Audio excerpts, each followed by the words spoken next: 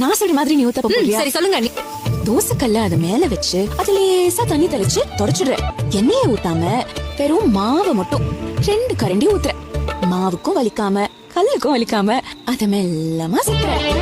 பௌர்ணமி நிலா மாதிரி அது வட்டமா வந்த உடனே சின்ன வெங்காயத்தை பொடி பொடி பொடியா நறுக்கி அப்படியே பரவலா மேல போடுற.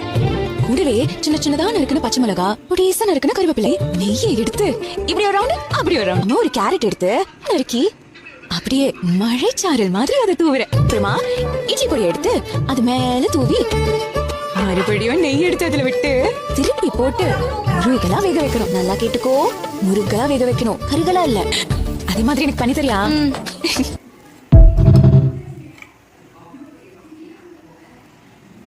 நான் சொல்ற மாதிரி நீ ஊத்தப்ப போறியா? சரி சொல்லுங்க அண்ணி. தோசைக்கல்ல அது மேல வச்சு அது லேசா தண்ணி தெளிச்சு தொடச்சிடுற. எண்ணெயை ஊத்தாம வெறும் மாவை மட்டும் 2 கரண்டி